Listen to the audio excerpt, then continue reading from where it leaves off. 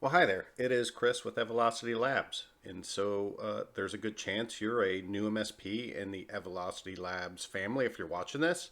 If so, welcome. Glad to have you.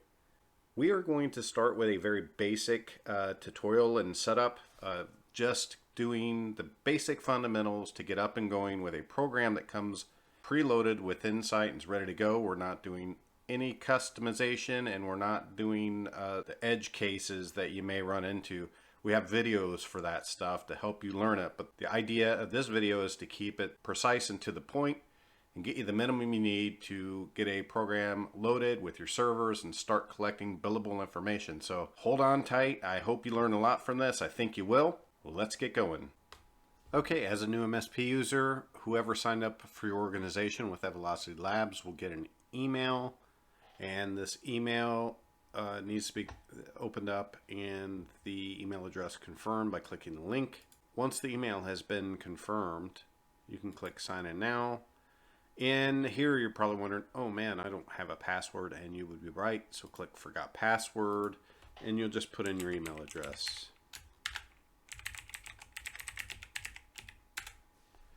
Click reset password.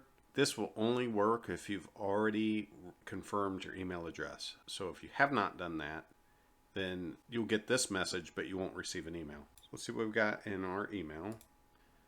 Hey, we got a link. Let's go ahead and follow that to reset our password.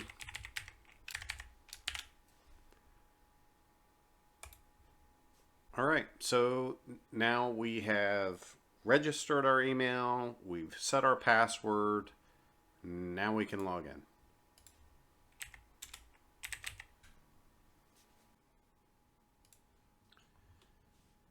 When I sign in, you see we have a clean dashboard. There's nothing here at all yet. The first thing we're going to need to do is to get our ConnectWise settings set up. So let's go to our connection settings. We'll turn this on.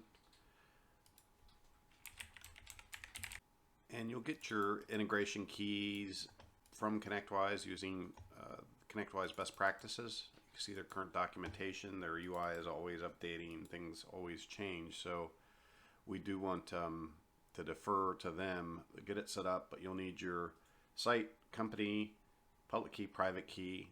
All of that's available on ConnectWise University to tell you how to get that created. So we'll save these changes. They've been saved, and let's check to see if they work. All right, awesome. So these are working. And now that we have our integration settings, let's add our logo for our MSP, VenomWorks. So I'll go to Global and Settings. And you can either drag and drop a file, or if you click on this, it's just going to open up a file dialog for you. I'm going to add the VenomWorks logo here. And you can see it's got the save button highlighted. It's got the file name loaded, and I can just hit save and it will load that into the system. So now any one of my clients that logs in at this point would see my logo, my MSP logo, not the Evelocity Labs logo. And there is an option to customize logos for all of your clients if you want to. We have a video on doing logos, deep dive on them, shows you what it looks like for a client versus the MSP in different scenarios. So I encourage you to check out that video if you have an interest in customizing your branding. So the next step we need to do is we need to configure what types of clients we want to sync into our ConnectWise system. And so I'm going to check a couple of these.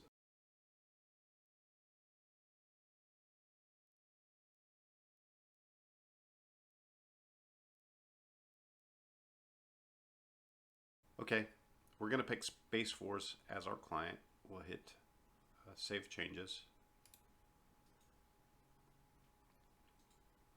So now we have a client in our system, and what we need to do next is get a warehouse server into the system for this, for us to manage these backups.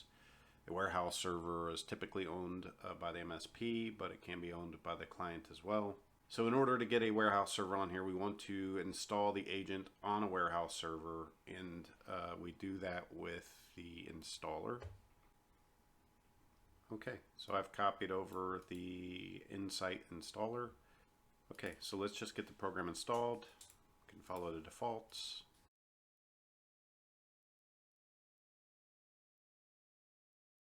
We're going to launch this and it's going to allow us to register the program. I'll sign as my MSP admin.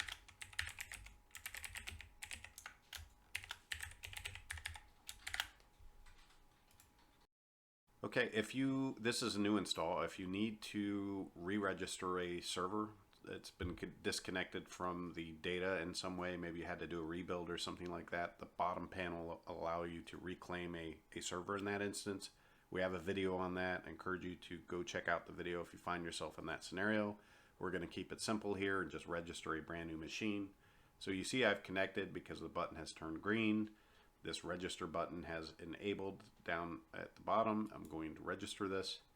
We get a prompt that it was successful, a little information about our machine, and it is telling us the program's going to exit. So when I hit OK, this will disappear. It's done. That's normal.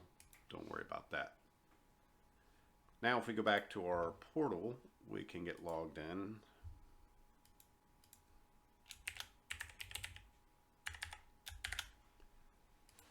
Again, I'm logging in as the administrator for the MSP.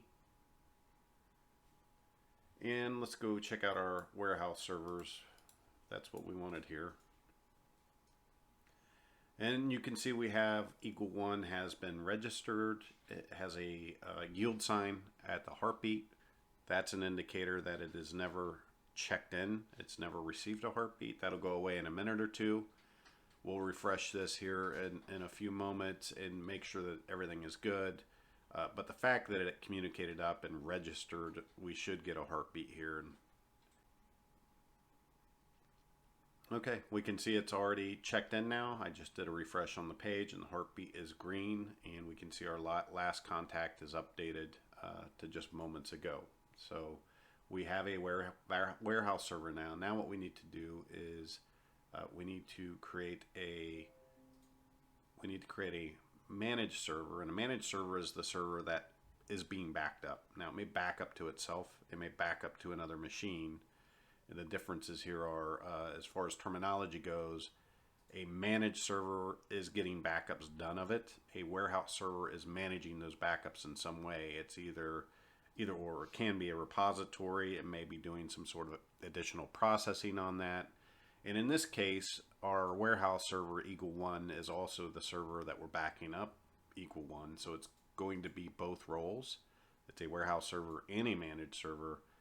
And I like to refer to that as a hybrid server. It's doing both roles. But I like to just copy this out. I'm going to paste this in when we create our managed server. You'll see we don't have one yet. So we'll create a new managed server. I want to make sure it's named exactly the same thing. And the warehouse server is =1. Again, same server, but it needs to know what roles. Think of these as roles that it's performing in this case. And the client we're going to tie this to is Spaceforce, the only one we have in here right now. So I will hit create server. And what we've just done is we've tied the managed server to the warehouse server, telling it, hey, not only are you making backups, but you're managing these backups. We've tied everything to Spaceforce. And what we need to do now is we need to add a program so it knows what kind of backups are running on this managed server. We're going to use one of our pre-canned programs provided with Insight to keep this video straightforward, simple. This is about fundamentals. And so let's go to create a path. And the path is where do these backups live. So what we'll do is I am on =1, which has these backups on it. I already have a program called SQL Backup and FTP creating backups for me. But I want to go to that backup location, MySQL Backups. You can see there's a bunch in here already. I'm just going to copy that path out. I always encourage you to do this. That way you've got no typos, no problems with that. The program we're using, SQL Backup and FTP, as mentioned. The warehouse server is =1. And when I click =1, it's only going to show me managed servers that are tied to =1. that it's managing. In this case, we only have one.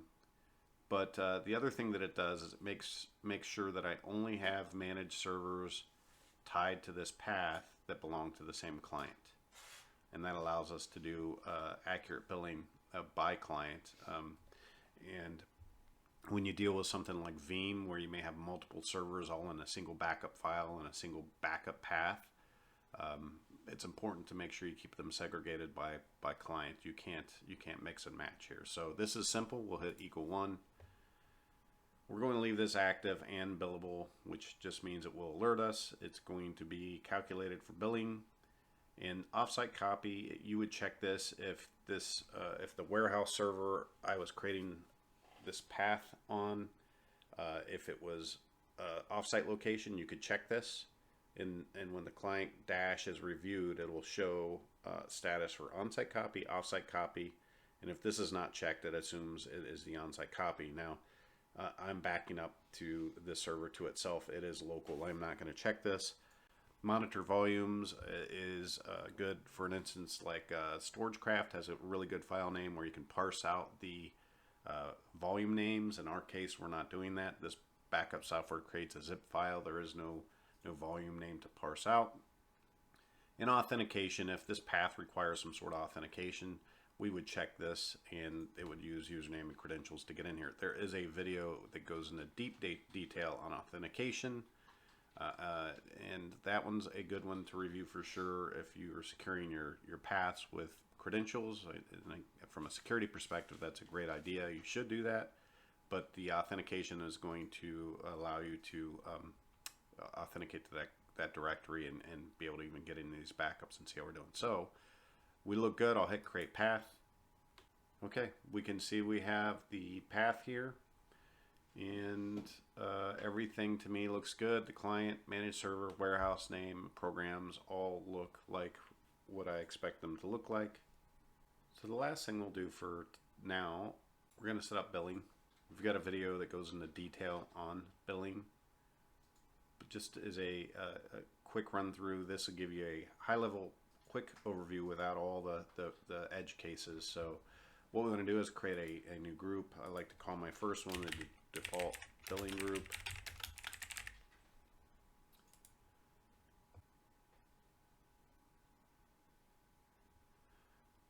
So now that we've got our billing group created, I'm going to pick the agreement type. And the storage, I'm going to pick a storage type. This product needs to exist in the product catalog already inside of ConnectWise. So if you don't have it there, refer to ConnectWise documentation on creating a product in the product catalog. But mine is already there, so I'm choosing this, and the managed server product that's if you want to. You're essentially taking account of your managed servers, and you can use this. Really, the biggest scenario I can think of is if you have a license tied to the server and you want to make sure you bill for that. This would give you a license. It'll update the quantity of one on whatever product you pick for each managed server. And so I will just pick the INS MGD server. You can see my save button is highlighted here, indicating that I have some changes to save.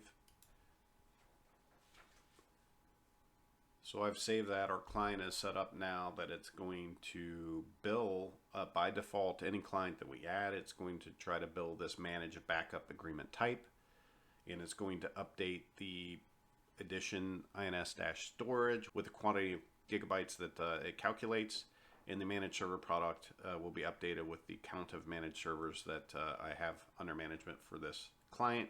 In this case, we have just the one. And now I'm just going to go back to the dashboard. We can see our dash has been updated. We have one client, one warehouse server, one managed server, 0 gigabytes so far. We haven't processed anything yet. And it's showing we have some bill sync failures. This is normal. We haven't even tried to bill yet. But it's giving us Spaceforce hasn't synced, and overall we haven't synced yet. So we'll give this time. Both of these will go away. That's normal in the beginning. Don't panic. So it's been about a week, and we had added our client Spaceforce into our system, doing a pretty basic tutorial to follow those steps. This is just to revisit that And you can see we have about a week's worth of data on the graph here. We have no warnings, and we can see we have our totals at the top.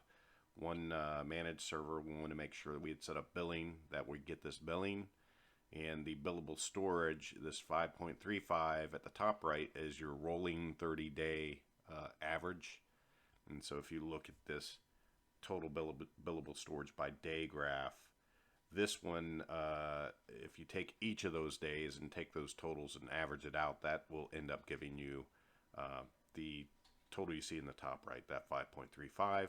The bottom graphs are just today's average for each of these numbers as far as storage goes. These storage quantities are today's quantities, not a period of time. So again, bottom graphs are today, mid graph gives you a day by day, top right is your 30-day rolling billable average.